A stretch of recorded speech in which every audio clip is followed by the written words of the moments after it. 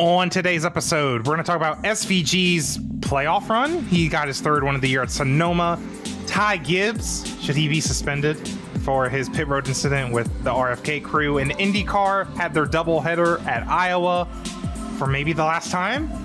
I don't know. There's like only 6 people at that track, man. I'm just saying. Nobody was there. Oh my gosh. Yeah, and we'll talk about that whole weekend was kind of just like, do we really need 2 races at Iowa? We'll talk about IndyCar a little bit later. We got NASCAR at Sonoma to talk about. Just a little NASCAR at Sonoma, NASCAR on TNT. It's like, it's 2014, dude. It's like a little throwback. Happy 2011, you guys. Yeah, Tony Stewart, Carl 2011. Edwards, they're going to tie for the championship this year. Like things are great. Things are really great. Yeah, and we have a road course ringer from Australia, New Zealand area winning a bunch of road course races. So it really is 2011, 2012. Yeah. But it's not Marcus Ambrose. It's Shane Van Gisbergen who, wins again. I don't know if I'm tired of talking about him. I mean, I like him. This is really cool. I think Shane Van cool. Gisbergen is doing something like we've never seen, like a road course ringer be this good. Yeah, I mean, he won on debut, obviously, and I was calling it an anomaly. It was just like a one-time thing. The circumstances were really suited for him. But now we're at Sonoma. This has been on the schedule my whole life. These guys have been racing there for a very long time. And I was saying just a week ago, he was my fantasy pick, and that worked out. But I was saying, well, I don't know if he's actually going to win because these guys have a lot more experience there, and it's more of an even playing field. He still dominated. Yeah, that's the thing. And that shows that he is on another level on these road courses. And I mean, we knew that, right? But this shows, when we go to Watkins Glen, he got beat by Chris Buescher there last year. But now he's going there for a second time in a Cup car. He might be unstoppable. Now he has a year under his belt there. He had a couple Xfinity starts at Sonoma in the Xfinity car. Can he be beaten on these road courses? I don't know. I think a lot of people, including me, were not giving him enough credit. The goalpost was always, I don't know if the goalpost is the right term, but it was always kind of moving. When he won Chicago, it's a street course, and he's the only, he knew how to do that. And then it was Mexico City, and then we went back to Chicago. It's it's still a street course. It's still kind of new. Sonoma, I think, is this first moment where it's oh no, he's just actually just the best road course racer that is touching the Cup Series right now. And I think another thing too that people haven't really thought of, or that isn't talked about enough, is he's in this Cup car every week, right? When he did the Xfinity car last year full time, I think when he hopped into that next gen car for the Cup races, I think there's a bit, the shifting's different. He's not used to that car, but being in that car every single week certainly has helped. And I think we're seeing proof of it. I mean, again, seeing his performance in his Cup starts last year, I was ready to say, man, I don't know if he's actually that. I don't know if he's going to go out and just even win a race. I mean, I said on here, he might not actually win another race, but he just went out and won 3. So I'm an idiot, as you guys are as well. We're all idiots together. Well, and think of it this way. He is now the quickest to 4 Cup Series wins ever. It took him 34 races. The previous best was Tony Stewart, Carl Edwards at 47 races. He's the first rookie since Jimmy Johnson in 2002. And before that, Tony Stewart in 1999 to win 3 races in their rookie years. And he's the first to win 3 road courses and the pole in those same 3 races since Jeff Gordon in 1998 and 1999. That's impressive. Yeah. Those stats, that's remarkable. Look at the names he's being listed with. All Hall of Famers. Yeah, and people definitely will downplay this as, okay, well, he's just good at road courses. Okay, road courses are hard, dude. This is a very valued skill to have, especially with, how the playoff format works. But can we just appreciate it? He's worked his craft. Of course, most of it being outside of NASCAR, but he's worked his craft to be good at road course racing. And don't we want the best drivers in the world in NASCAR? I mean, we're honored to kind of have this talent in the series. We've said that before. And I don't really know what else to say about that. It doesn't make me feel like icky that he's winning on road courses and No. his oval performance isn't that good. I mean, that just makes sense if and you look at it. He's now tied for most wins on the season, and people will say, well, it's all road courses. Okay, but they're still on the schedule. So I mean, is Christopher Bell just an oval merchant, just as SVG is just a road course merchant? True. Like, I'm just saying.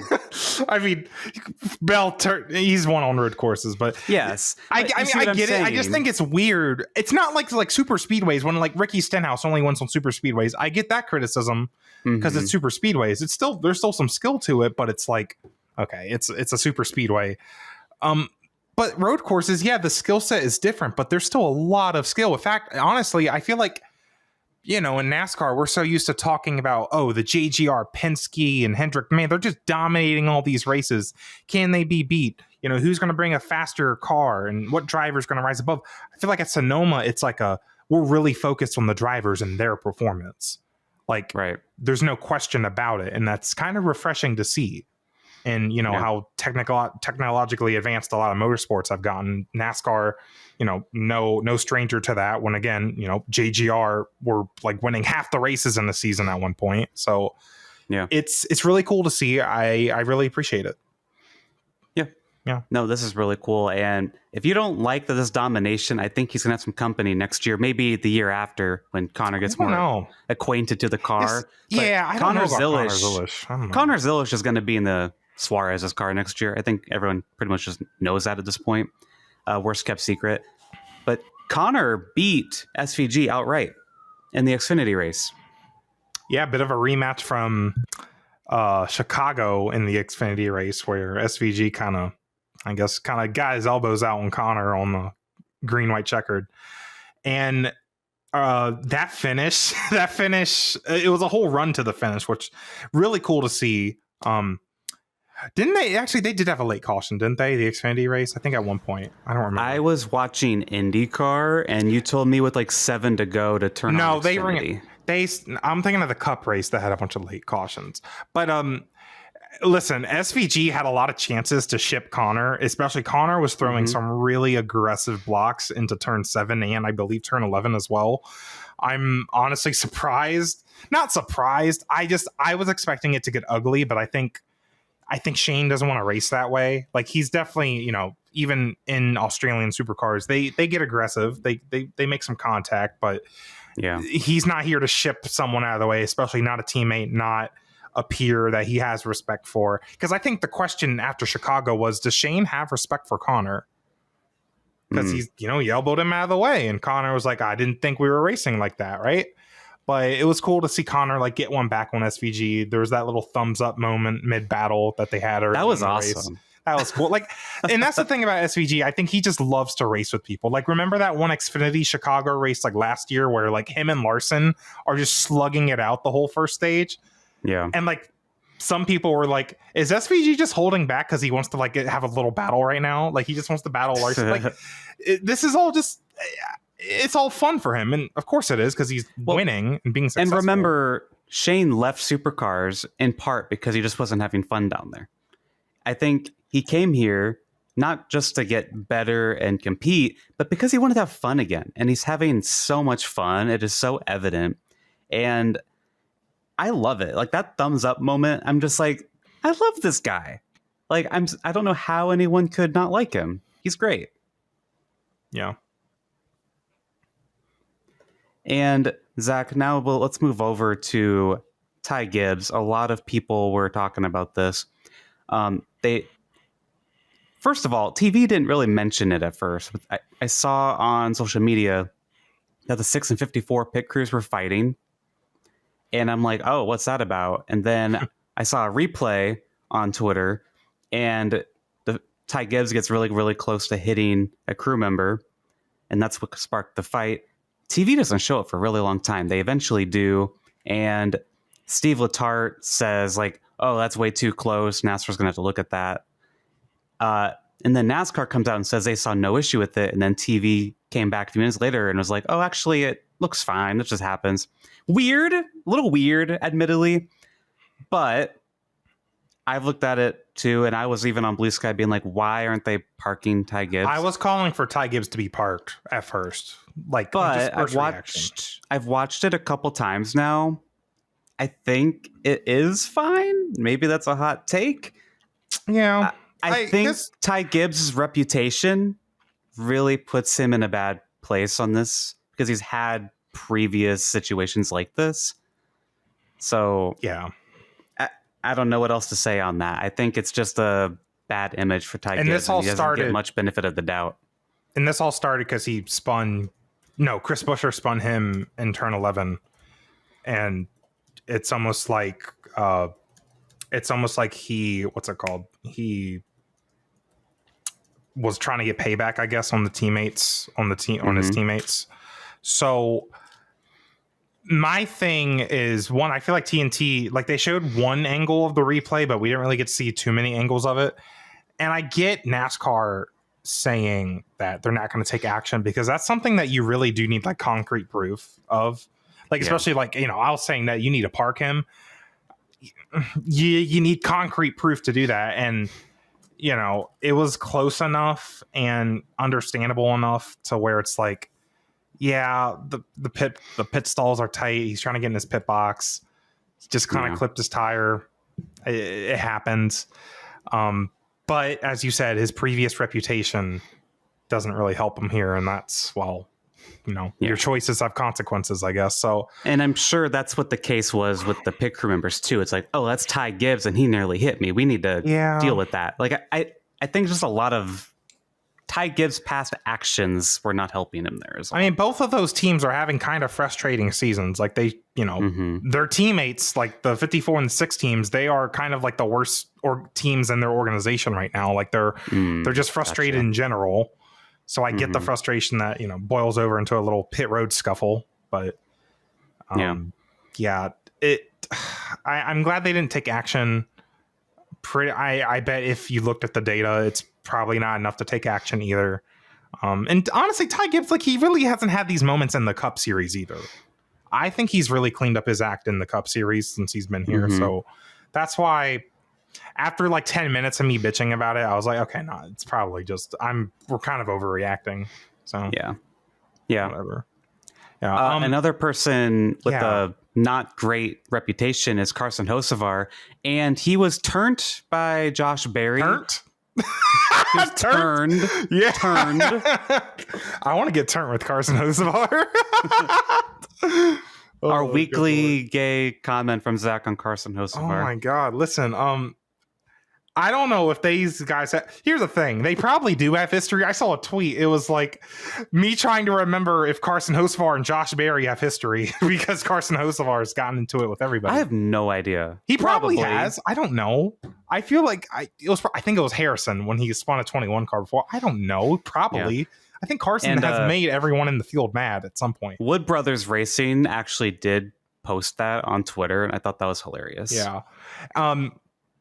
And speaking of Carson, he was on the Dale Jr. Download this week, and it was really interesting because he said, like, he doesn't really hang out with other drivers. Like, he's not friends with other drivers. And Dale was like, what the hell? Dale's it is kind of weird. Great. I mean, you see these guys every week. You kind of want to have some relationship with them, you would think. Nope. So, listen. So, with the incident on track with Josh Berry, it looked intentional. Like, there's just nothing about it. Like, just from the outside, I didn't see the in car, but Josh is taking. It literally looked like he got in there and just like hooked a left. Yeah. Like, at best, maybe he just got in there too hard. Like, I know, like, turn 2 is uphill. It's kind of hard to judge. It's kind of hard to, not hard to slow the car down, but it's really easy to overshoot it. Especially like late in the race, you're running hard. Maybe Carson braked earlier than Josh thought he was going to. I don't know. It probably was. Again, it's kind of like the Ty Gibbs thing. It probably wasn't intentional, but I don't know. It kind of. I smell. And the replay I smell not something help. Fishy about it. Yeah, that's again. I didn't see the. Did you see the in car? Was there an in car? I think that's one of the ones I watched. I think it was an onboard, and then I watched like the TV replay, and I'm like, I can't tell if this is on purpose because he could have like locked his brakes up. Like, there's a lot of plausible deniability with it. Yeah, again, it's Carson Hosvar. Who cares? Like, no one felt bad about it's been a long time coming. Like, he needed that. Remember, like, Carson Hosvar, didn't Hosvar literally accidentally do that to Stenhouse at Mexico? Like, yeah, it's literally karma just doing its work, if anything. So it's kind of, and I hate to say it, I do not feel bad, Carson, and it sucks because he was having a really good, like, he was setting up to have a really good, like, top 10 finish, right? Mm-hmm. Like, but damn, again, I bet Josh didn't feel bad at all. Of like, well, at least it was Carson and not, like, you know, Blaney or something. But right, Blaney was getting run over by other people. Another Ford driver took care of Blaney. What did you think of that, by the way? It was Brisco that got into him, right? It was Busher. Oh, it was Busher. Didn't Brisco get into him? I think Brisco got into him earlier. Yeah, Busher got into him. That was weird. It was like on the straightaway. It was on the front stretch, and Busher got loose. Weird. Like, it's possible, but I don't think it's not, like, usual to break traction on the front stretch of Sonoma. Yeah. But, I don't recall ever seeing a car get, like, stuck like that at Sonoma. Yeah, it's weird. It's kind of weird cool. spot. Did you see that? Oh, you're not on Twitter. There was a picture of Blaney's car stuck in the dirt side by side with, like, Lightning McQueen stuck in the cacti in the Cars movie when he was trying to do the dock cuts and thing. So that is funny. That was literally that moment. So yeah, I saw a lot of conversation about Blaney, like, that he never, like, says or does what he says. Like, Blaney, like, rants on the radio. It's like, I'm gonna get this guy back, blah blah blah, and then nothing ever happens. What do you think about that, Alex? He made a tweet like middle of the night or early this morning that was saying, like, that's just how I was raised. Like, he's gonna get on the radio, let it all out, but he's not gonna, like, actually go and wreck someone. He's a really clean driver, and he's compared a lot to Mark Martin, just very clean driver. And he said in his post, like, that's just the way I was raised and that's how I am. And he's not, you know, and he kind of sounded like he kind of felt bad about it because he feel like he probably should, because he gets pushed around a bit. But I think it's respectable that, especially in this era of NASCAR, that he doesn't drive like Carson Hosvar. You know what I mean? There's a lot of it's not safe either for, again, a lot of these younger drivers to be using their race cars as weapons. It's a disease going on in the racing world, if you ask me, because it's dangerous, it's costly, it's not respectful to all the work that the people in the industry do for those cars. Right. Yeah. It's honestly impressive Ryan Blaney has a championship in this era. And I know it's the format, blah, blah, blah, but, like, his actual driving demeanor is so contradictory to what we've seen from a majority of the NASCAR, like, drivers nowadays. It's really fascinating that, like, he's like this gen's Mark Martin. A lot of people say, but Mark Martin never got a championship. And a lot of people in part say because he wasn't aggressive like what Dale Earnhardt was. You know what I mean? I think it's interesting. That's interesting to bring up, because I feel like I am not too surprised that he's been able to get a championship. Like, even Logano, who's known to be aggressive, his aggression is not why he's won those championships. Right. If you think about it, like, we've seen Ty Gibbs use aggression to kind of win a championship. Like, I feel like in his one Xfinity season, but I don't know, in Cup with, you know, once he gets to Phoenix, I feel like it's just straight up racing. It's kind of hard to be too aggressive. So it's interesting though. Well, speak of the championship, let's pull up the playoff grid, because Shane Van Gisbergen now has 15 playoff points, and Watkins Glen is still around the corner. He might end up with 20, which it is so funny to see him. The third seed. He's tied in number of wins with Larson, Hamlin, and Bell. It's been a really weird season. Like, there's no one really, like, we were saying that there was going to be a big three this season, but really, I mean, it's this weird summer stretch though, like all these weird tracks. Very weird summer stretch. Yeah. And my question is, who's going to be the first to actually break through three? Because it could be any of those four guys that already have three. If you really Watkins think about Glen's it. only a month away. Larson's been kind of sleeping. You never know with Denny Hamlin and Christopher Bell. You know, Kyle Larson led his first lap since the Coke 600 yesterday. And he was trying to stretch it to win the stage, but SVG was so fast he still won the stage anyway. It's been a long summer, dude. Yeah. I mean, when it's been since the 600, I'm like, what has this 5 team been doing all this? We were summer? in a car leaving Indianapolis Motor Speedway the last time he led a lap in NASCAR until yesterday. That is crazy to me. That is literally very crazy.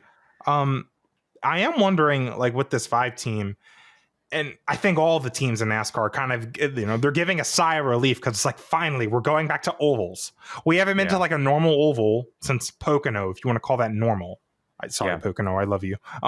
But they're already calling her not an oval because she's a triangle. But anyways, like, we're going back to like somewhat normal tracks, Dover, the Indy 500, the Brickyard 400.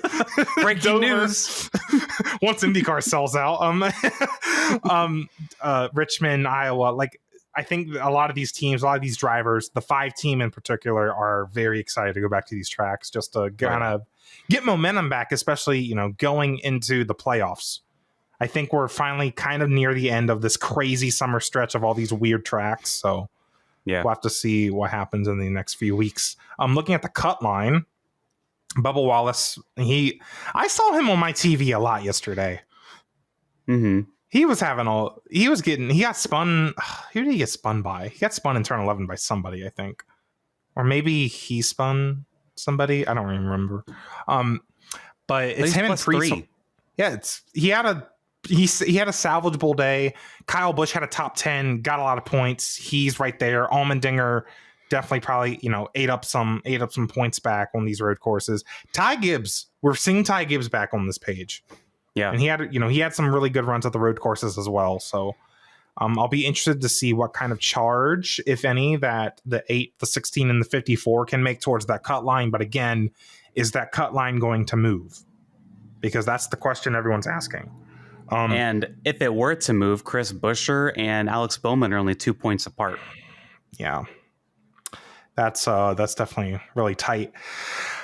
But honestly, though, I don't know. I just have the feeling that especially with SVG winning all these wild card road course races, it's just like, I don't know. I mean, we still got Daytona, of course. But Allmendinger only has Watkins Glen left, but SVG is probably the favorite there. You can't rely on Daytona. I feel like everyone is going to try winning Daytona, there's always those races like Austin Dillon at Richmond where, of course, he won the race. Richmond's ugly, coming up. But the 3, he had the fastest car at the end of that race before the caution came out.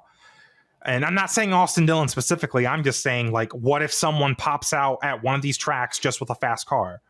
And you know who that could be too is Austin Dillon's teammate Kyle Busch. I know you're saying he ain't going to win again, but look at Circuit of the Americas earlier this year. He actually made passes back on SVG earlier in the year, and he nearly won that race. Yeah. So maybe he shows up randomly and gets the Austin Dillon package for Richmond. I don't know. Carson Hosvar. Hosvar could still get a win. Winning so many races this summer.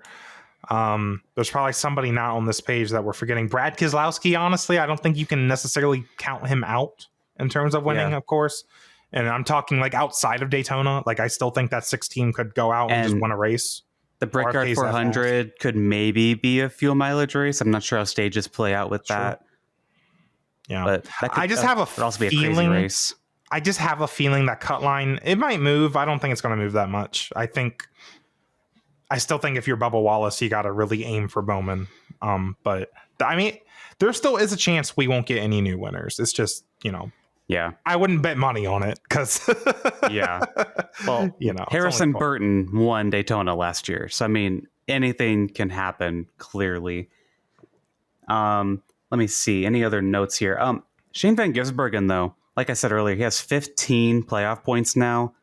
Yeah. Some other guys in top 10, like in regular season points, they'll get some bonus points to go toward the playoffs. But Shane Van Gisbergen, he does have a path to the championship 4. I've seen some people freaking out about this, right? We talked about it a bit earlier.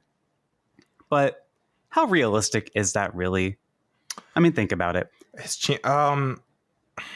So how many playoff points does he have? Because he has a few stage wins, doesn't he? So he's got 15 from the wins, a few stage He'll wins. have at least 15, then whatever stage. Let's say he has 20. Like, that's the equivalent of 4 wins. but he ain't going to have like what Larson, Hamlin, He has Bell, 17. Byron, Blaney. So Okay. he is currently, if the playoffs were to start right now, oh, well, that doesn't take into account the top 10 bonus points. So never mind. That's what I'm saying. Like, he's still going to have a bit less. See, why does...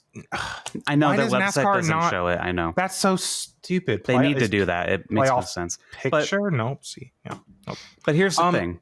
Yeah. SVG does have a path, but I'm going to lay it out for you. In that first round of the playoffs, he needs to average like a 15th place finish, I'd say. All right, Larry Mack. Okay. Damn. Because I think because people are going to have trouble, and he's going to have a bunch of points to be able to make his way through that round. Okay. I will say there's a lot of attrition with the Southern 500 and even maybe Bristol, kind of. Bristol's kind of boring. I could honestly bump that 15th down to a 20th if he wins Watkins Glen.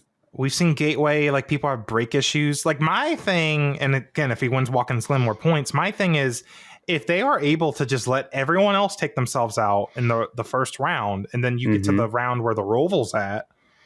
That's what I'm saying. Because if he can win the Roval in the second round, then he's in the round of 8. In the round of 8, I think he'd have to win Talladega. And that's where he's probably going to get... I forgot about that. You're right, though. I mean, but again, as I've said before, you can't rely on winning Talladega. That's not... You cannot rely on Talladega. That's why Keselowski can't make the playoffs. Like that is his path. Like, he has a path, but he's probably going to have to win Talladega. Which is possible, but then, Zach, let's say, hypothetical scenario. SVG makes it through, wins the Roval, wins Talladega. He makes it to Phoenix. He's not going to win Phoenix unless something crazy happens to the other three, right? This whole conversation's silly because it's very silly. Not unfortunately, but it's like even if he were to make it to the round of 8, what does that even mean? Because if he doesn't make the championship 4, then his points get reset back with everyone else that was in the playoff. So it's just like it doesn't really matter in terms of his full season standings. That's why I hope to God that we get this 3-round finale thing that's supposedly rumored to actually be happening. So. Well, besides that though, because it's just making the round of 8 doesn't even mean anything if you get knocked out. You know what I mean? Right. Mm-hmm. Because then you could just go back. Like SVG would probably just go back to 14th in the standings, maybe, or even 16th. So all that for what? Unless you make it to Phoenix, then you're guaranteed. He is doing what he was hired to do, though, and that is making the playoffs. I mean, this is a car that probably wouldn't have made it otherwise.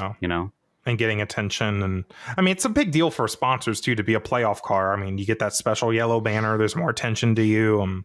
So they're definitely. It's a good deal. It's a good deal for Trackhouse what SVG is doing right now. What he might do in the playoffs, but I'll be interested to see what happens.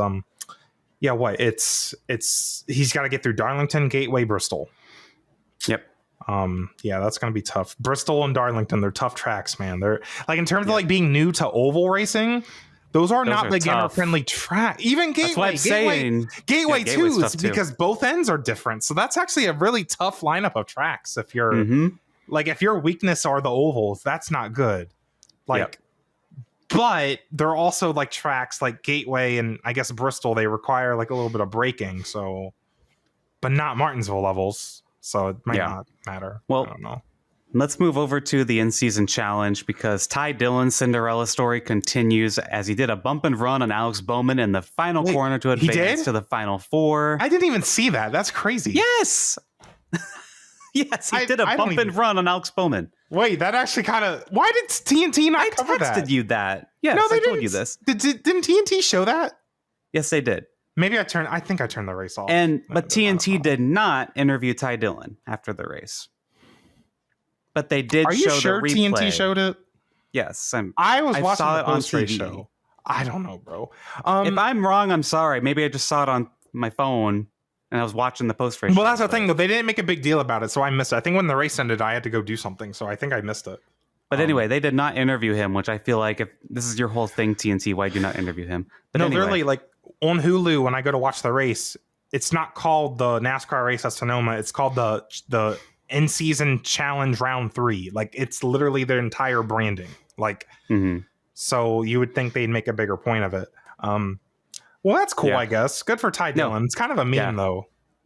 It's really cool, and I think that's the only reason I'm actually kind of interested for Dover, because I want Ty Dillon to win this thing. Like, this is kind of the story of this in-season challenge now, and because it's funny. It's funny. Is that what we want? That's up for debate, but it's funny.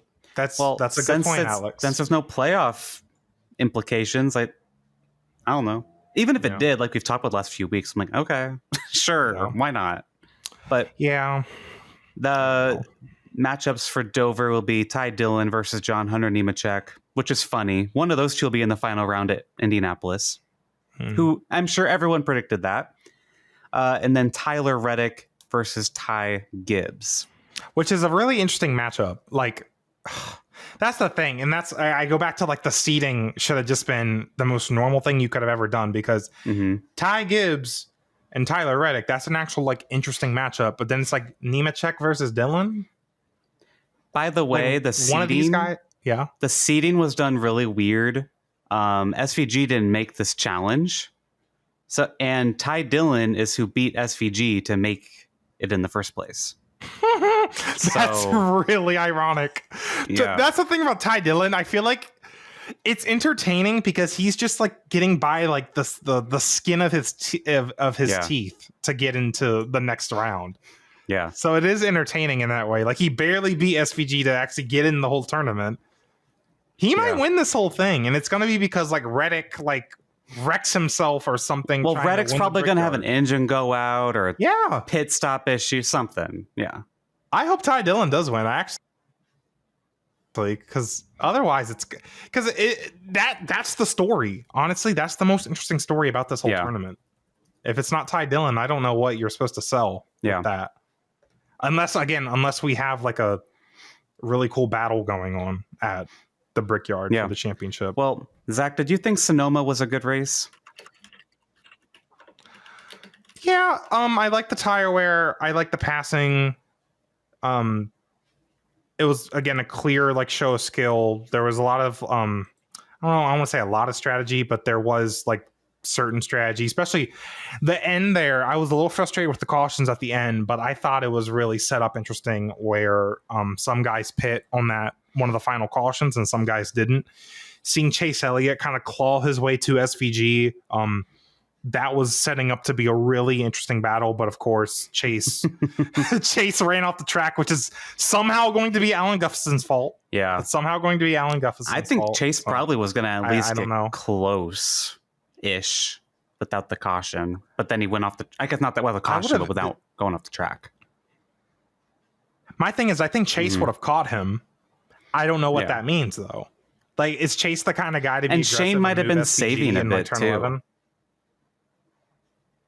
Oh, yeah, that's what he does. Well, kind of. He didn't do it at Mexico, but, like, I think at Sonoma, he knew what tires meant, so he might have been... So, our Patreon member, Dirt, says this race may have bought Sonoma another year or two on the schedule. However, is this even a good track for the Cup Series anymore? While being in the Bay Area is great, I feel like Portland would put on a better show in an underserved market. Would you guys welcome a departure from Sonoma for Portland, considering San Diego maybe getting a street race? That'd be 2 road courses in California next year. Like, I know Sonoma's had some boring races in the past few years, but I never got the vibe that it needs to go off the schedule. I'm fine with it. Maybe now I can see how other people might think that, to be honest. So maybe I'm just under a rock, but I don't know. It's just such a NASCAR type road course. I think again, like that turn 7, turn 11, that's set up for like short track racing. I think that's exactly what NASCAR needs at a road course. Portland. I mean, going to Portland wouldn't be good to have that market, or even like because there's nothing in Pacific Northwest, or even like or even like Laguna Seca or some. I don't know how that would work with these cars. I don't know if that would work.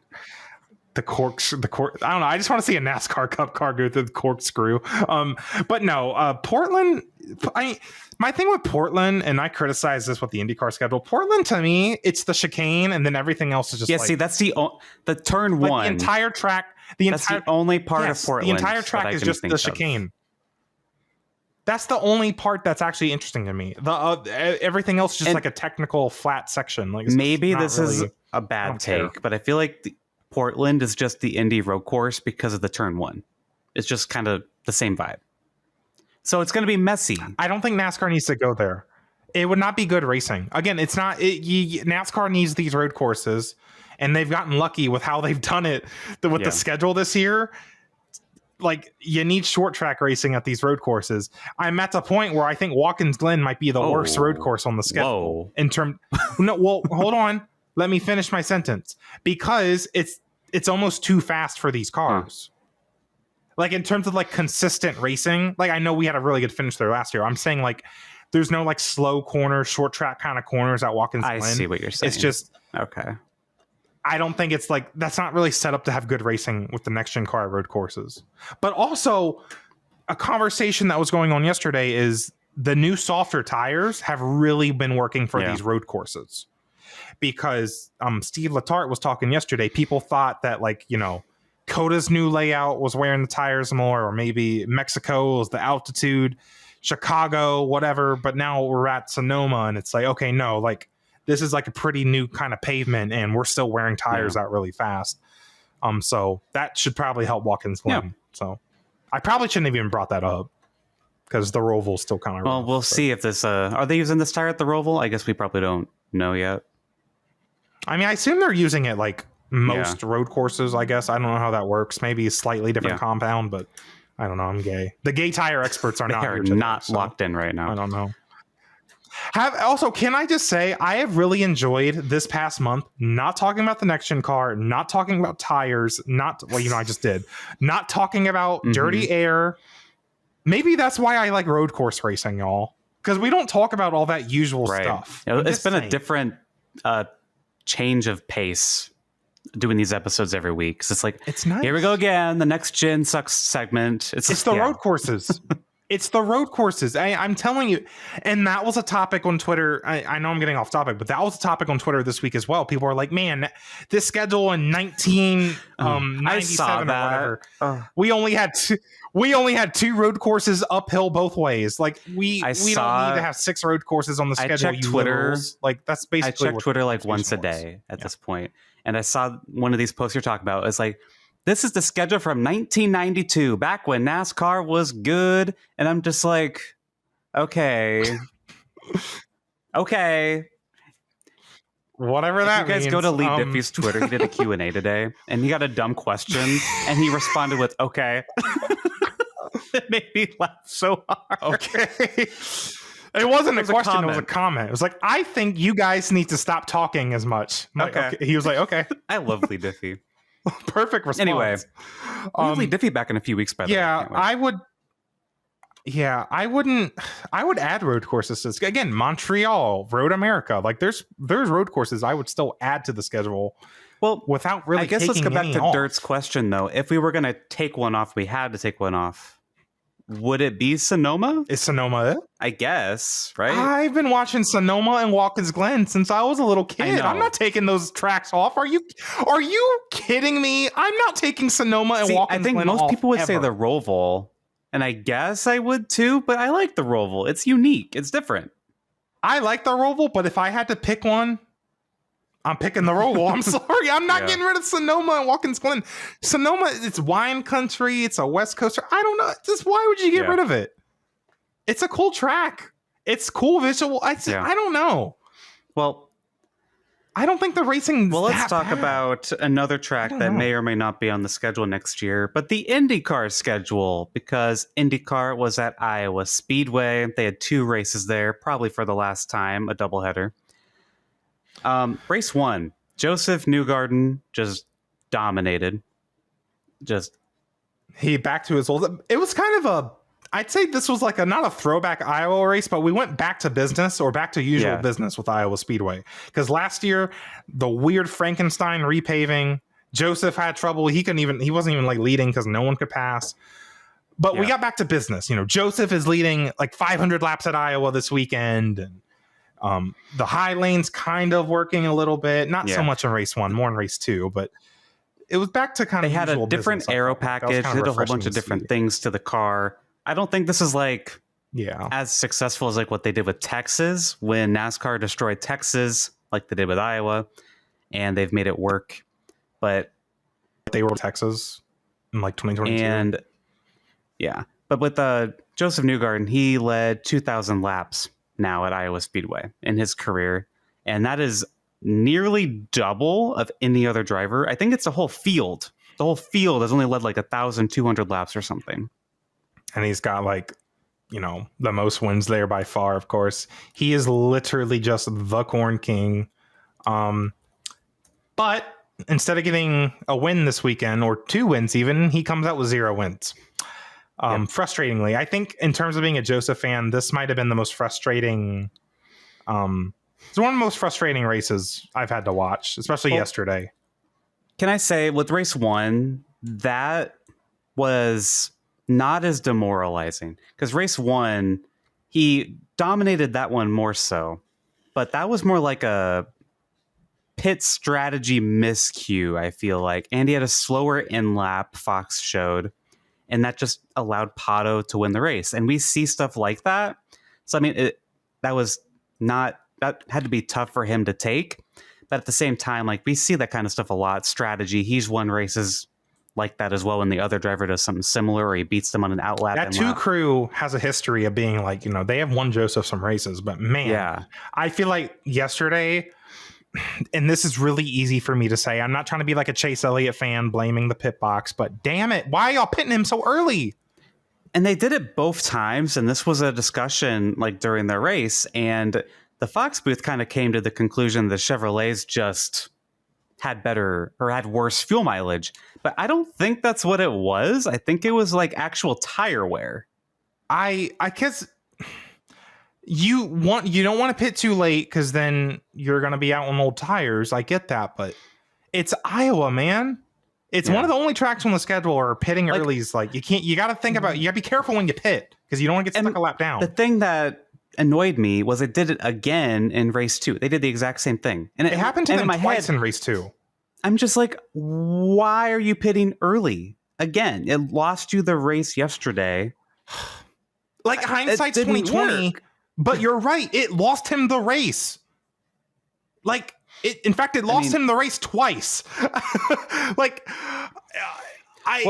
race 2 was a bit different though, because yes, he pitted early again, and then a caution came out, and it was that when Colton Herta crashed in race 2? Yeah. That's when him and Malucas got stuck a lap down, yeah.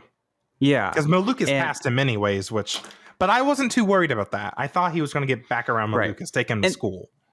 Can I just say, that drive that Joseph had through the field, his restarts that Fox didn't show, oh my gosh. I bet they were cool. I bet they were cool. I didn't see them, but I bet they were cool. I saw him go up 3 spots on the ticker. Yeah. We'll talk about Fox in a bit. I have things to say. But Joseph had just an incredible drive. I think if he won race 2, that would have been a career highlight. Like, seriously. It's similar to when the Indy 500 earlier this year, where he had to drive through the pack, and I thought he was going to win that damn race too. But this was obviously a little different, less cars and everything.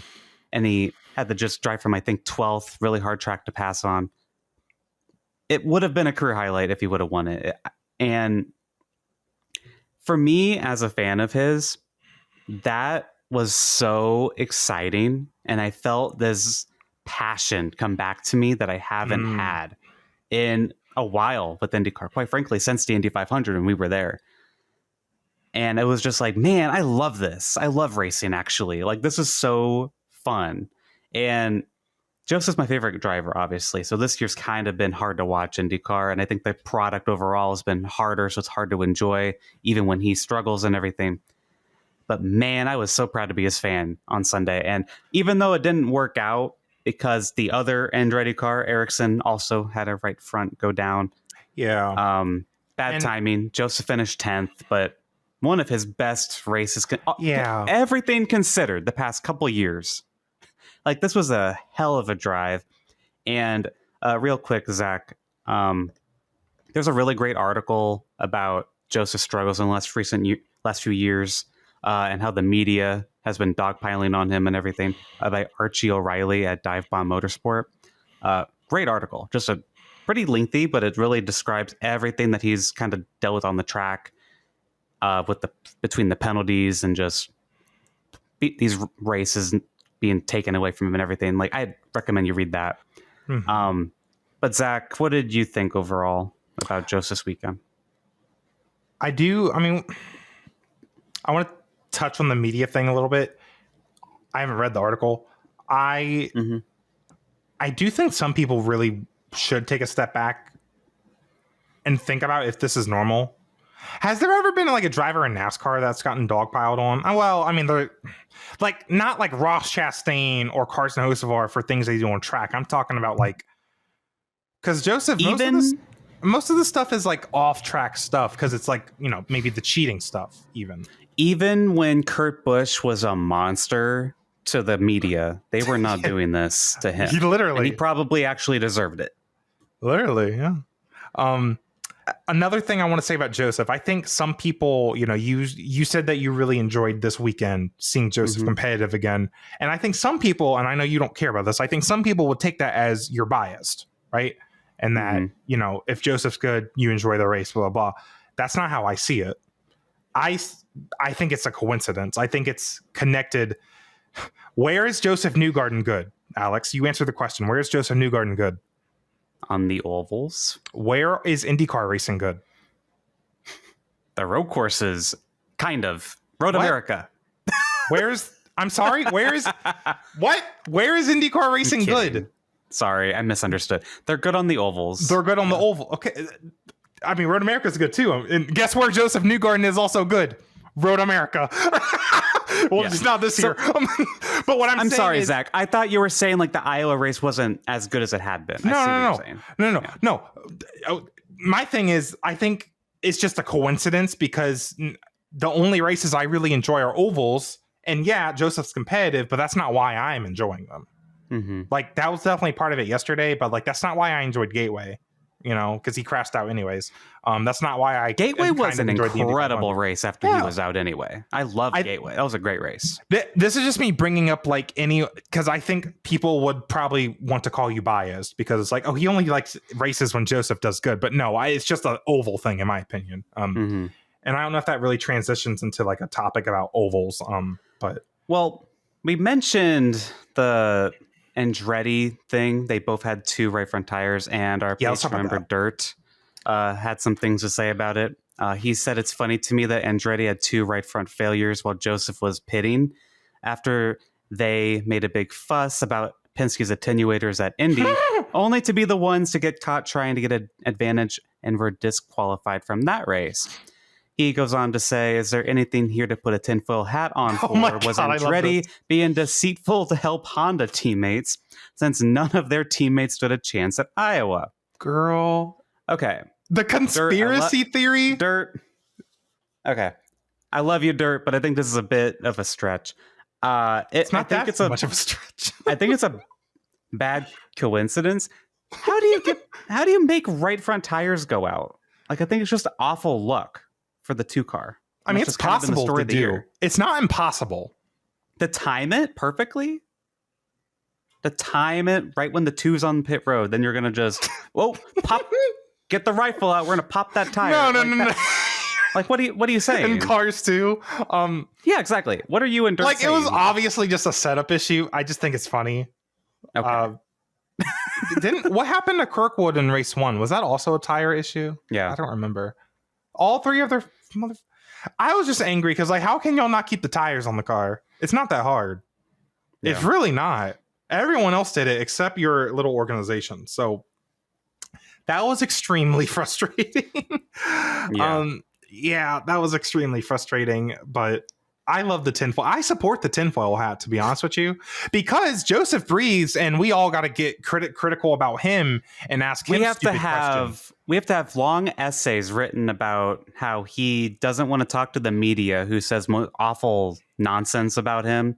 Meanwhile, Andretti has 3 tires go out at weirdly convenient times for Honda. I mean, yeah, I understand. and they probably should write think pieces about that too, even if I don't think there is anything there. It does make you raise an eyebrow, sure, but it's like I don't necessarily think there's anything there. But Palou was right. also no, didn't Palou? He was complaining about. I think it was one of the Andretti cars because they weren't really getting out of the way for him when he was trying to carve through lap traffic. I believe Malucas was. They played radio from David Malucas. Oh, that was Malucas. I thought that was Palou. Malucas was saying all the Hondas are just blocking. Oh, well, then that makes sense. Because and again, like that's not a conspiracy. Too. Like I sure hope they are. That's their job. Welcome to IndyCar. Literally. Yeah. Speak of Malucas and Alex Palou, David Malucas had probably one of his best non-gateway races. He was up there at Indianapolis, but I feel like that was kind of like I don't know. That was different. I feel like I don't know. I mean, if you get to run second in the Indy 500, I feel like I know. I hate that I'm discounting it, but I feel like it wasn't as impressive as this was. I don't know how to explain it. I guess, but really impressive race for David Malucas is what I'm trying to say. Well, yeah. You're right. I liked. We didn't really see him as much on Saturday. I felt like which was weird. Like, outside the top 10. That's weird. So maybe was he in the 18 car in 2022? Yeah. I think because I remember at the race we were at, he was actually really good at Iowa specifically. So it's not an Iowa thing. I think he might have just had to get warmed up for this weekend or whatever you want to call it. I wonder when that win's coming. I don't know if it's going to come this year. I don't want to say it is, but if it comes this year, he's probably getting the 12 car. That's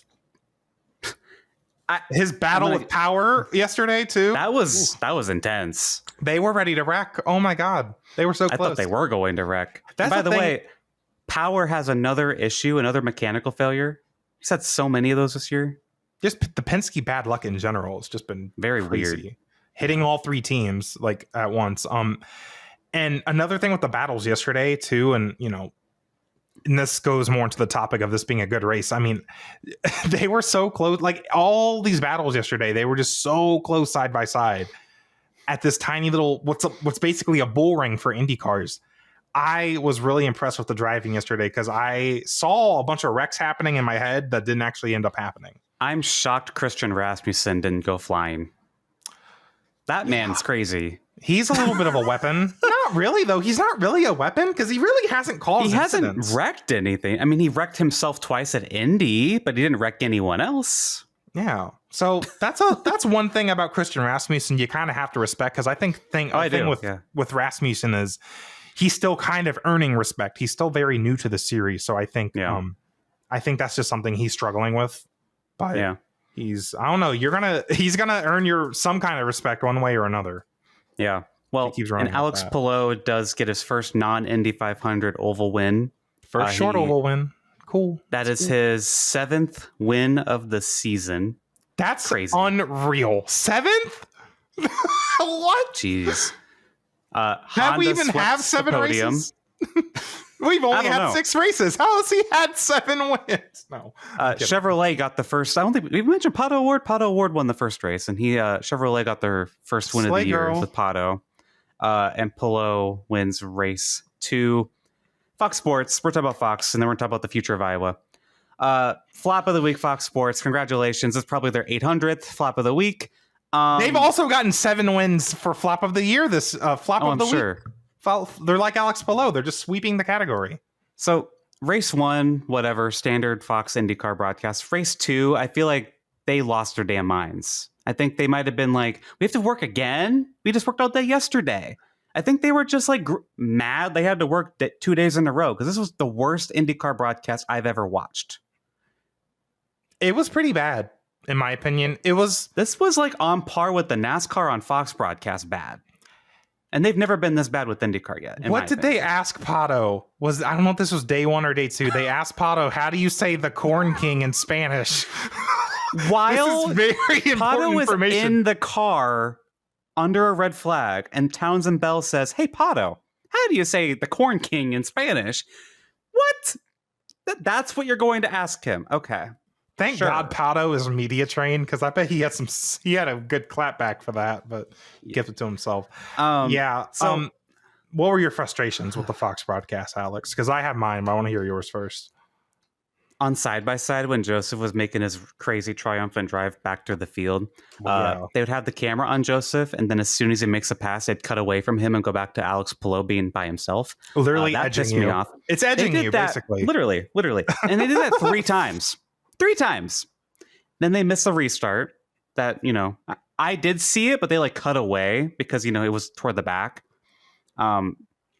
Didn't even realize it. They just eventually in like 10 laps were like, oh, look at Joseph's in 5th. Like, yeah, I'm glad you noticed. Yeah, like I get missing that kind of, but also zoom out. Zoom out. Well, maybe, Zach, maybe they shouldn't use the horrible behind the flagman shot that they used on every single restart. Oh, yeah, true. Because then you Can't like miss see people anything. pulling out of line, yeah. Do it like once. Like at the start of the race. I enjoyed it like 1 time. Every single time, they did it like what, 5 times, 6 times? Awful. You can't see anything. Like, you need to lift the camera over his shoulder so we can see the cars. They're like below his shoulder. Like, this is not a good camera view. Sticking with camera shots before I talk about my main complaint. They did the zoom in on the flag stand camera shot. And it's like, okay, that was actually pretty cool. But my complaint is, you do this at Iowa when there's no one in the grandstands behind the flagman, but you don't do it at the Indianapolis 500 where it's a tradition to do this? What? Alex, I forgot about that, and you reminding me about that pisses me all off again. Oh my God. I hate this network so much. I cannot believe they didn't do that. I hope Roger Penske bitched at somebody in Fox Sports so that they didn't do that. He was taking a damn nap. You think he was I hope watching? Somebody at IndyCar bitched at one of the Fox producers about that Indy 500 finish. I'm serious, though. That's a big deal. No, I agree. I agree. That's worse than doing a burnout on the bricks. That's horrible to not do that shot. To do it at Iowa where there's only 6 people at the track. Like, oh my God. Now you're just emphasizing that no one's there. We're gonna talk about that in a second. Biggest problem with Fox this weekend was actually Will Buxton. And before you get into your little spiel, I think a lot of this is because he doesn't have a lot of experience covering oval races. And you might be like, what does that mean? Someone will be like peeking out to get clean air, and he's like, he's looking for a pass. No, bro, chill. He's not even like within 3 car lengths. Chill, Will, chill. What was your problem with Will Buxton? I didn't have as many problems with him on race 1. I think again, it's just 2 days in a row. Grumpy. Yeah. 2 days in a row, I think he didn't know how to handle it. And there was a point where he talked for like 4 laps straight. Like, would not stop talking. James went to the bathroom. Townsend move was about to happen, and I thought James was gonna like cut in and like, actually analyze what's happening. Will is still talking so slowly. Will Buxton sounds like he's like crying. Like half the time on Sunday, he sounded like he was crying. He's like up at the podium giving a speech at a funeral. That's what he sounded like half the day on Sunday. His energetic voice is, I'm still getting used to it. I don't know if I ever will get used to it. And I'm not trying to hate on him either. We've said with Will Buxton all year, Zach, that it's good that we're not talking about him. But I think we had too much of him because he wouldn't shut up. And that's my biggest problem. Again, I think he doesn't know how to call oval racing because he's not used to seeing all this, like the action of oval racing. It's a different kind of rhythm than what road course racing is. I think maybe that's what it is. That's my theory. And not to mention, he also misspoke. He called Iowa Mid-Ohio. And then they had a camera on Callum Milet's Crash Prema car for like, I don't know, 10 seconds. And he's like, I think that's a Prema car. It's like, yeah, they're the only cars that look like that in the field. But yeah, that's a Prema car. At least he didn't say it was like somebody different. I don't know. Yeah, not the best showing by, again, it's not just Will Buxton, it's the whole network, the commercials. Was their worst race. There was a commercial with like 24 to go. Like, whoa, what are we doing? At Iowa. Honey, the race ends in like 5 minutes. What are we doing? Like, so bad. My God. And again, maybe I was in a grumpy mood. I don't know, but race 1 was not as bad as race Yeah. 2. Well, that's the thing. And this is, we do not need 2 races at Iowa or really any track. I think the doubleheader in motorsports is a dying breed. Mm-hmm. It kind of worked with IndyCar at Detroit for all those years. I think they had some decent experiments with it at Texas for their little night race, twin races. For those, do you remember those? They had like 2 races in one night. I thought those were kind of cool, but NASCAR tried it at Pocono. I think the doubleheader for motorsports is just, it's not working. It does not work. You want your fans to want more. You don't want your fans to be like, this is too much, because that's what it is. Even, the racing was pretty good by my standards. Year. Yeah, it was an actual race. But we don't need 2 races at Iowa, because I'm like, I gotta make time Saturday and Sunday. Right. Really? Like, it's a little much. Our Patreon member Dirt says, are Iowa and IndyCar no longer collaborating after this year? I think it'd be a shame to lose Iowa on the IndyCar calendar. I think the doubleheader's likely gone. I mean, no one was there. You can't justify having 2 races at a track when 10 people showed up. So IndyCar, they rely on the track and or the sponsors, like the sponsors of the track, and the TV network to market their sport. Yep. So Fox has their marketing. Hy-Vee, when they had the Iowa races and the little concerts, they marketed that event, but they don't. But IndyCar is not really putting any effort. And Iowa Speedway being a NASCAR-owned track, they don't really feel any, I guess, need to market either. The at Iowa Speedway account did not post a single thing about this race because that is a NASCAR account. That is insane to me. I think that's unacceptable, and I think I think that's if they go back there, if they go back there, Penske needs to be like, hey, let us use that account. We'll pay your social media manager or whatever to. Yeah, the politics of that are disgusting on both sides. Like, that's like, come on, it's literally at the racetrack. Yeah. Not to say this, but don't let them race. No, I shouldn't say that. Don't let them race if you won't let them use their Twitter account, because then they won't let them race. like a Richmond. But so here's a few problems. You said Hy-Vee is gone. That's obviously the big one. They did all the promotion. I live 3 hours from Iowa Speedway, and I was getting ads for Hy-Vee IndyCar race weekend like months in advance, weeks in advance. I live 3 hours away. They were really pushing this. People within 3 hours at minimum of Iowa Speedway knew this was happening if you had a TV on. That's gone. I didn't get a single thing this year, obviously. Next thing, middle of the summer, and I feel like that's a problem they've had from the start. They tried doing a night race last year. I guess Fox didn't want to do that. I think also they didn't want to do a night race because like the turnaround time for the next day's race was really short. Like if you end the night race at like 11 o'clock, okay, see you again in 13 hours for the next race. And Zach, imagine if when we went, they did that. You would have been so grumpy. You would have been very grumpy. Again, that's why they shouldn't do a doubleheader. Do a Saturday or Sunday night race. And again, that's what I said at the Gateway episode. Sunday night. Fox needs to own Sunday night for IndyCar. Here's the other thing. NASCAR is going to be at Iowa Speedway in 3 weeks.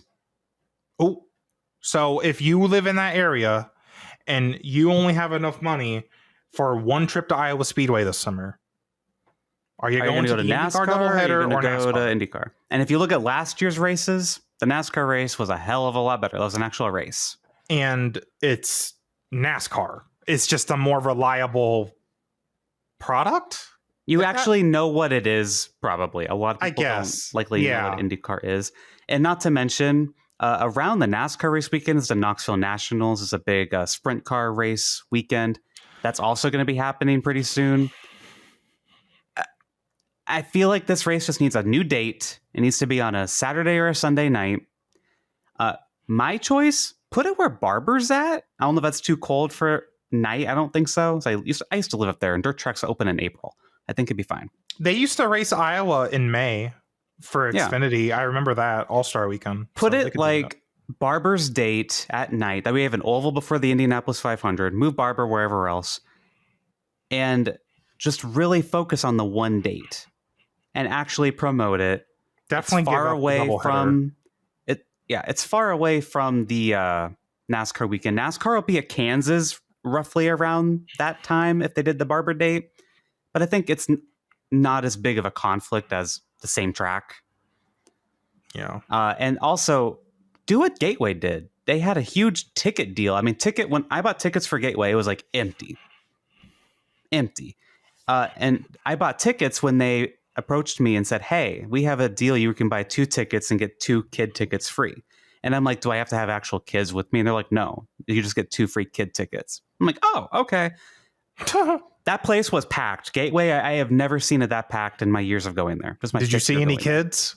There were a lot of kids. Actually. I'm sorry. I'm sorry for you. None were around me, so it's fine. Thank God. I still remember those kids at the Indy 500. Oh my God. It won't leave me alone. But think about it, though. Like, that would be a more impactful way to draw in a crowd.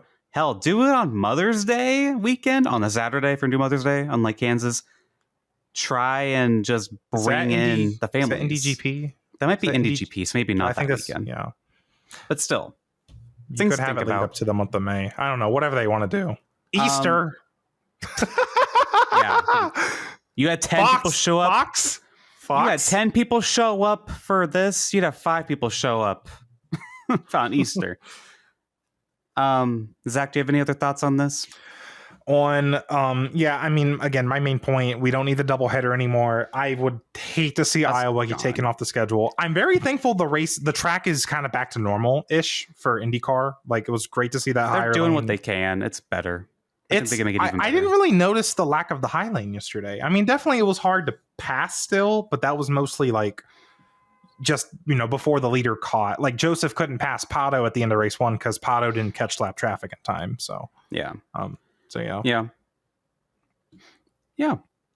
Moving on, some IndyCar related news here. Newland Siegel, he had that really bad crash in one of the races, and he has like a mild concussion right now. Race 1, and then he did not race Sunday, and there was no replacement for him, which kind of surprised a lot of people. He will have Linus Lundqvist on standby for him at Toronto, and Siegel will be reevaluated on Thursday to decide if he can race or not.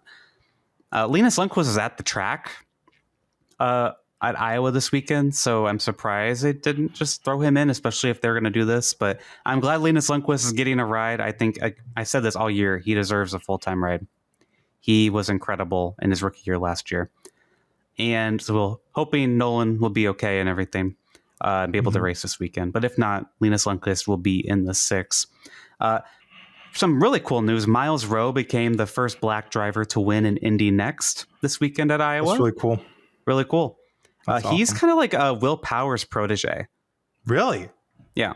I've heard of him before. I didn't realize like Will Power was like and cool. Joseph has been a big help to him on the ovals as well. Like, I think his team, it's the car that Ernie Francis Jr. used to drive in Indy Next, I think. Sorry if I'm wrong. It's like the Penske funded-ish car, kind of. Penske's associated with that car, I should say. Right. Yeah, but, that makes sense. Yeah, really cool for Miles Rowe to become the first black driver to win an Indy Next. Yeah, and that's one of their 2 oval races, I believe. I think they run. No, they go to Milwaukee. They go to Milwaukee and Nashville. Actually, I didn't realize. They go to Nashville. Okay, I didn't know that. I didn't realize that. Okay, or at least they did. Yeah, they do. Yeah, okay, didn't know that. So we're gonna wrap up here with the T, and then we'll get into fantasy. The T is funny. Have you seen these rumors, Zach, about Max Verstappen going to Mercedes next year? I did not exactly see them, but I'm reading the proof. I'm reading the evidence, and this is hilarious. This is the funniest thing to me, and God, I hope it happens. So first of all, F1 is in their like summer break right now, and Max went on vacation, and people track his flight because that's the thing you can do with celebrities. People were tracking Max Verstappen's flight, and they noticed that Toto Wolff was also in the same town in Italy last week. Who's tracking Toto Wolff's flight, by the way? I love him too, but damn, leave him alone. What the fuck? Max Verstappen, I get. So Toto here's Wolff? Here's my favorite part of this. Max was only in this town for like 3 hours, which is enough time to hypothetically have a meeting. To sign a contract. It'll take 3 hours to sign a contract. I'm just saying. Why would an F1 driver be in Italy for 3 hours? I only have two reasons. And also, why are they in Italy? I only have two reasons, Alex. Do you want to hear it? One is to sign a contract. The second one is a hookup. But that's not, I don't think that's what happened. I don't think that's what happened. I'll have to find it. There's a post that was like all AI, like leaked pictures of Max Verstappen and Toto Wolff's meeting, and one was them kissing. The other three were like very normal pictures, like they're like walking with each other by a plane, holding hands. Yeah, that would have been. But cute. then the third picture is them kissing. I was dying. I'm not an advocate for AI. That's normal. Sometimes it's funny. No, that's normal. I kiss the homies after we sign a contract. I get it. Yeah, that's completely normal, right? Yeah. So that's the funny bit. And then I saw this today when I was prepping the pod. I'm like, I gotta put this in the T. Nelson Piquet Jr. For our NASCAR fans, the name might sound familiar. He is the brother of Max Verstappen's partner Kelly. Yeah. Piquet Jr. went on a podcast and seemingly accidentally said that Max would be at Mercedes next year. And then quickly clarified to say, well, everyone knows that they're talking, right? So, right. Bell just sneezed. Christopher Bell just sneezed. Yeah, the Brisco announcement. Because is what he did last year. Literally. They should make Nelson Piquet Jr. announce it then. That's what they should do. Honestly, yeah. I hope this happens. It'd be so funny, just considering the whole 2021 season. I want this to happen. Do you know the meme that's like the guy looking through the window and he has a shirt on that says sickos and he's like, yes. Yes, literally. Me. That's me. That would be kind of weird though, wouldn't it? Oh my God. Yeah. That's such a. And did you hear that Christian Horner got let go from Red Bull? Yes. Yeah. Ooh. Red Bull. What's going on, Red Bull? Red Bull's kind of falling apart. And that's another thing about this whole thing. People are like, oh, did they fire Horner because he lost Max Verstappen? Or did they fire Horner to try and appease Max Verstappen? I don't know what's going on, but I love it. Theory so much. I hope it's real. It's the funniest thing to me right now. This is great. This is entertaining. So would that mean that George Russell loses his ride? Is that what that means? I think so. Because certainly you don't get rid of Antonelli. You just got him. So whoa. Yeah. I mean, George Russell's wins like races. Russell's like third or fourth in points. Like this would be a crazy move if it happened. I get it's Max Verstappen, so I get it. Yeah. But also Verstappen has a very unique driving style. Do you really want to take that on? I guess you do. So I hope this happens because I'm curious. Curiosity is killing me. Man. Yeah. I hope it happens, man. This is so funny. Let's get into fantasy. Sonoma. You had a really good weekend. I did. I won was SVG, and you had Chris Buescher. You finished 16th. We are tied. Tiebreakers most wins, but we both have 4 wins, and it goes to second place finishes. You have more, so you would currently win the tiebreaker. So I go first because I am not currently winning. Right. And for Dover, I am going to go with Denny Hamlin, getting win number 4 on the year. That was my pick. Okay, cry about it. Who's your pick? I will cry about it. Thanks. You want SVG? 3 in a row? Right. Yeah. Well, he's won a lot lately, so maybe I should. New NASCAR fans like, why is he not winning this week? I thought he was like the best driver. Why is he 31st? I love SVG. That's a joke. I'm going to pick someone who's going to get back on the horse after a summer slump. Kyle Larson. He's back. Okay. Yeah. Finished 1-2 there last year. Those two. Yep. I think coming back to a normal oval is going to be such a breath of fresh air. It's going to be the perfect opportunity for that 5 team to get back on it. Yeah. But I kind of wish I picked Chase Elliott, though, because I think that 9 team's been on a really good streak lately. I think they're going to be good at Dover. But I don't know. I just have a feeling about Larson. He's going to get back to victory lane eventually. So I think it's going to be his week. I like that. Toronto. IndyCar Toronto. For Iowa race 1, I had Pato who won. And for you, you had Joseph, who got second. 1-2. You don't get anything for that, though. And then race 2, I had Pada, who finished 5th. And you had Colton Herta, who finished 20th. Yeah. What happened? I don't know why the hell I picked him. I don't know either. I know why. Okay. I mean, okay, sure. I guess I should have just went with Pelot. See, I would have not even considered Pelot. Which is the reasoning I will do right now. I'm going to pick Alex Pelot for Toronto because I'm really leaning towards like Kirkwood, which I guess I shouldn't tell you, but I am. I was leaning towards Kirkwood because he's won the other 2 street races this year, but I'm not. Why would I count out Pelot? I just can't do that. If I get to pick first, I feel like I have to pick Pelot, so I'm going to pick Pelot. Yeah. Well, that's smart. I'm going Kyle Kirkwood because we're in a city, Zach. That's your whole theory. He's only winning in cities. I know, but I feel like whoever I pick, the other guy's going to win. I don't know. Right. It's hard to go against Pelot's 7 wins. And it's not like he hasn't won at a street course before. Like but Kyle Kirkwood kind of does have the edge on him. So on the street courses right now, yeah. I just think I can't let Pelot go. I just can't. I wouldn't feel right if I gave you Pelot and then he wins his 8th race. I'm like, I'm a dumbass. I would feel less bad if you pick Kirkwood here and then get another one because I'm like, okay, whatever. Yeah. So. Well, that's it for this episode. Thank you for listening or watching. Thank you to our Patreon members. You can join in the conversation we had throughout the episode at patreon.com/gayracingpod for only $2 a month. You can consider giving us 5 stars on Spotify and Apple and liking on YouTube. Follow the podcast at Gay Racing Pod on Blue Sky, TikTok, Instagram, and Twitter. And follow Zach and I on social media on Blue Sky and Twitter at Dreamy Zach Racing and at Newgaden. Yeah, and we'll see you guys next week to talk about NASCAR at Dover and IndyCar at Toronto. We're going to Toronto. I can't wait to go to Toronto. Oh my gosh. You'll see. Sorry. Bye. Bye, y'all.